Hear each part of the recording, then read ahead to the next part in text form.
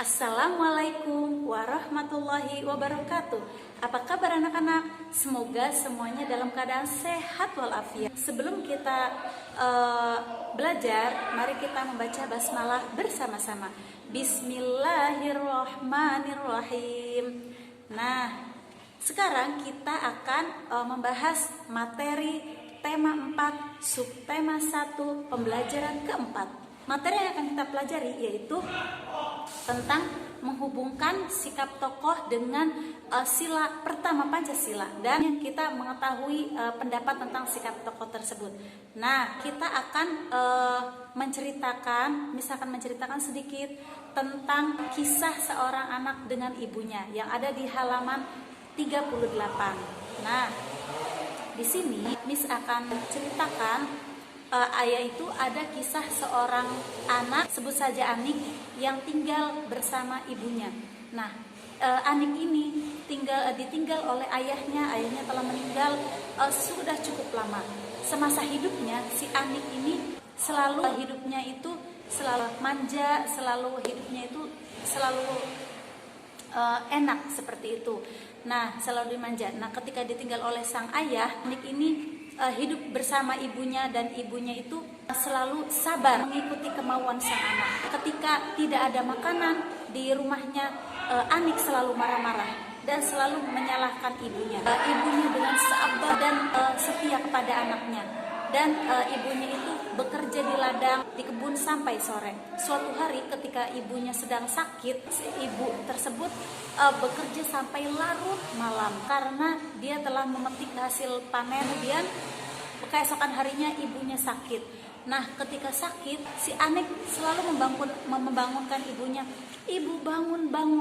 Nah, tetapi si ibu begitu lemas karena ibu tersebut telah sakit. Akhirnya temannya Anik tersebut datang dan memberitahu dan mengecek kondisi keadaan sang ibu. Anik ini diberitahu oleh temannya bahwa sang ibu telah jatuh sakit.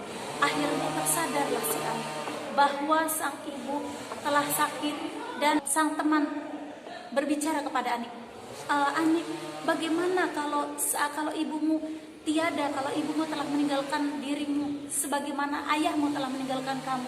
Akhirnya sang Anik sadar bahwa ibunya telah sakit, dan selama ini dia telah menyanyiakan ibunya. Ibunya selalu sabar dengan sifat Anik tersebut. Nah, akhirnya sang Anik tersadar dan Anik mau menolong ibunya yang sedang sakit. Nah, sekarang kalian bisa mengerjakan tokoh bagaimana yang diceritakan pada wacana tersebut. Kalian bisa kerjakan yang ada di halaman 40 dan 41. Nah, selanjutnya kita akan membahas materi kewajiban pekerja dalam kehidupan sehari-hari. Bekerja itu dapat berupa uang, ya. Jadi penghasilan itu dapat berupa uang, dan yang akan digunakan untuk membeli berbagai kebutuhan hidup kita. Modal utamanya itu apa? Modal utama seseorang untuk bekerja adalah kemauan, pendidikan, dan keterampilan. Semangat bekerja ya harus diterapkan dalam semua kerjaan. Contohnya menjadi sopir, menjadi dokter, menjadi pedagang, menjadi penjahit, dan sebagainya, ya. Jadi kita harus memiliki semangat kerja. Kemudian kita akan mengetahui etika bekerja. Etika bekerja itu apa saja yang harus kita lakukan dalam kebiasaan sehari-hari. Nah, etikanya itu yang pertama harus menampilkan rasa percaya diri. Nah, dalam bekerja kita harus yakin bahwa kita bisa, kita mampu, ya. Kita harus yakin kepada diri sendiri. Yang kedua, menjaga disiplin diri. Nah, disiplin itu contohnya seperti yang pembahasan kemarin. Kita harus tepat waktu datangnya dan tidak meninggalkan pekerjaan tanpa izin dari atasan, kepala sekolah, dan lain sebagainya, ya. Jadi harus izin dalam situasi jam kantor. Nah, kemudian yang ketiga, etika masuk kantor. Nah, etika itu sikap, ya. Etika itu misalnya ketika masuk kantor atau masuk ke sekolah, ucapkan salam, "Assalamualaikum," gitu, ya. Kemudian selalu menunjukkan wajah ceria. Walaupun misalnya di rumah kita kesel, jadi harus Assalamualaikum gitu ya. Nah, terus selalu menanyakan kabar pada teman.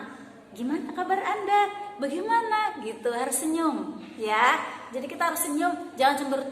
Jangan gitu ya, harus senyum. Nah, kemudian jika memungkinkan ucapan salam pada atasan setiap hari. Assalamualaikum Pak, Assalamualaikum Bu, gitu ya. Nah, kemudian yang keempat, memahami etika pergaulan. Nah, memahami etika pergaulan ini salah satunya harus sopan, terus harus santun, harus ramah. Kemudian perhatian terhadap rekan kerja. Wah, si A tidak masuk, yuk kita tengok gitu misalnya ya. Kemudian yang kelima, etika berpakaian. Nah, berpakaian juga kita harus santun ya, santun, sopan ya. Nah, ukurannya pas, tidak kurang atau kelebihan, pas. Nah, pilih warnanya juga tidak mencolok, menggunakan model pakaiannya juga yang sopan. Kemudian yang keenam, etika berbicara ketika berbicara di tempat kerja. Nah, jadi berbicaranya itu tidak membicarakan hal yang sensitif ataupun tidak memotong pembicaraan orang lain. Kemudian tidak membicarakan kejelekan orang lain atau gosip ya, tidak boleh gosip. Kemudian yang ketujuh, hubungan dengan atasan. Yang kedelapan, hubungan dengan teman sekerja. Yang kesembilan, hubungan dengan bawahan. Kemudian yang ke-10, menjaga kredibilitas diri. Nah, menjaga kredibilitas diri itu harus menepati janji ya. Misalnya kita mengucap apa ya harus ditepatin gitu. Kemudian bicara apa adanya, jujur ya. Karena kejujuran itu yang akan dipercaya oleh orang lain ya, yang dipegang oleh orang lain ya. Ucapan itu yang dipegang oleh orang lain. Jadi harus jujur. Sampai di sini dulu dari Miss. Nanti kalian silakan baca di rumah, ada wacana yang berjudul pelajaran tentang ketekunan. Nah, di situ ada di halaman 48. Bisa kalian kerjakan di rumah yang ada di halaman 49. Nah, sekian dulu dari Miss, kurang lebihnya Miss mohon maaf. Wassalamualaikum warahmatullahi wabarakatuh.